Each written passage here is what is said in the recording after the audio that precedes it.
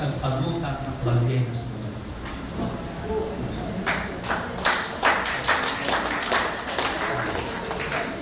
You can ask ang ganyan. Sabi ko doon, may kapatid. Palagi ba may nangyari dito yan? Sabi niya, Pastor, hindi. Ngayon lang yan. Pero kung balyena doon, alam niyo kung balyena hindi sa mama, hindi po siya isda. Ang laman niya, parang po karne ng baka. Ngayon gabi yun, kami ihaw-ihaw kami. Just imagine, nasa beach kami, meron doon fire, meron doon baka, na kung saan meron nakasalalan. Ano yung kinakain nyo? Ang laking buto. Anong buto yan? Balyena. Para kami si Flintstone. Ay, alam niyo po, kung tayo lamang ititingin kay Kristo, pag makita yung sapsap, ang nadalay ng Lord, balyena. Amen!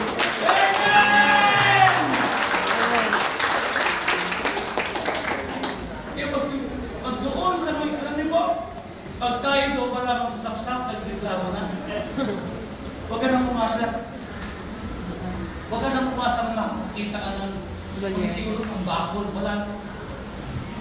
Kasi siguro galunggong. Wala na kasunod yun. Bakit? Yung palamang sapsap, umamal. Hello? Yes. Sabi mo sa iyo mga tabi, huwag kang maamal.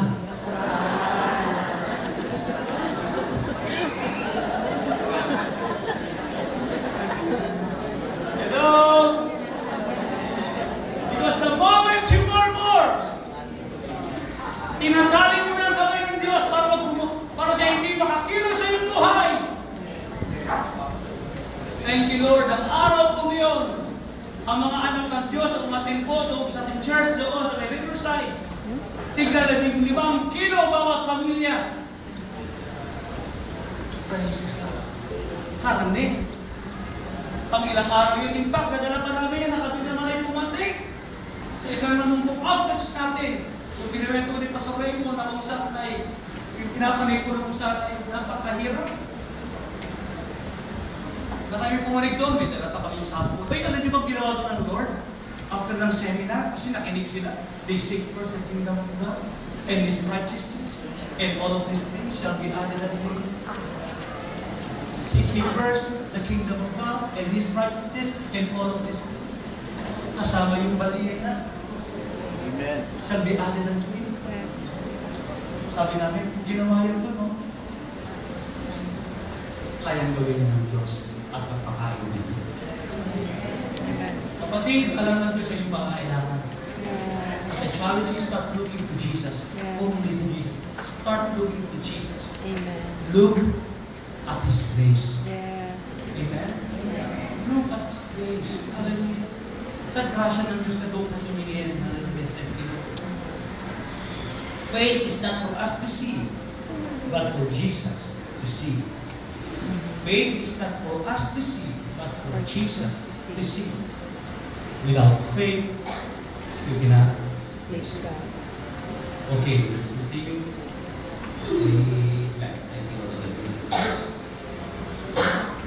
In verse 10.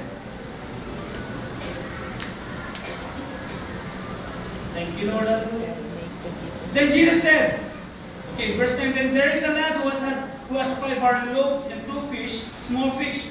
But what are they among so many? So Jesus said, make the people sit down. Ano sinabi ng ating barbero instruction? Let the people sit down. Now there was so much grass in the place, so the men sat down, the number about 5,000. And Jesus took the loaves, and when He has given thanks, He distributed them to the disciples, and the disciples, those sitting down, and likewise of the fish, as much as they wanted. Okay, ano pong ginawa ng Panginoon? Meron pong sinakuban ng Lord. He asked the people to sit down. Pinaupo niya po ang mga tao, ating pong makikita. Ano po ibig sabihin? Habang kayo nakaupo dyan, ano po yung nararamdaman? Kayo po ay napapagod?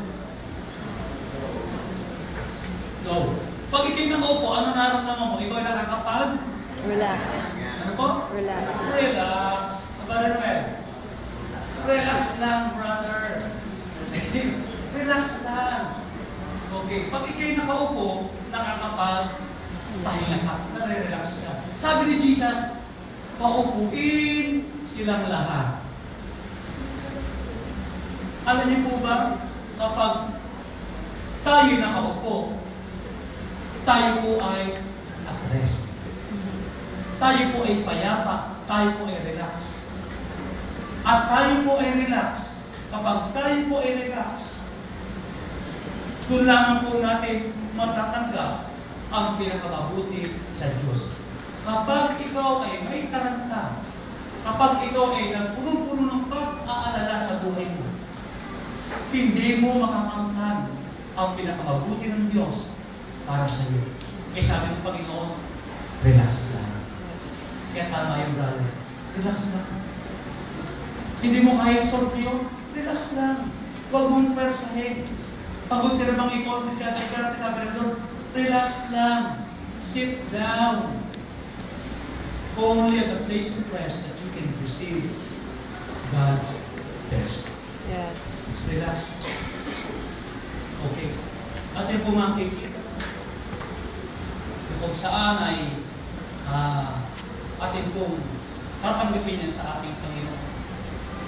Ang tayo po'y makapagpahinga, the rest is to understand the revelation of the finished work of Jesus at the cross. Alam niyo po bang tayo po ay makakadama ng kapayapaan maging sa gitna na matinding puwersa ng mundong ito, ng pangangailangan, puwersa kung saan ay kailangan, ganito na naman, ito ang panahon na kung saan ay may pag-aaral, may bayaran, lahat ay parang nasa loob ka ng gato, ikaw ay parang nasa loob ng pressure cooker, lalo tumitindi ang init, ang dami naman kakatok, may tatawag na naman. Sabi ni Jesus, sit down, rest. Saan po tayo nakapagpapahinga? We are able to rest when we understand and receive the revelation of the finished work of Jesus. Yes. Itingin po natin ang ating mga mata sa tapos na ginawa ni Kristo sa Kalbaryo. Sabi ni Jesus, it is what? Finish. Ano po sabi ni Kristo? It is Finish. finished. Tapos na. Kaya sabi, kung tapos na, sit down. Yes. No need to struggle, kapatid. Huwag ka nang mag-struggle.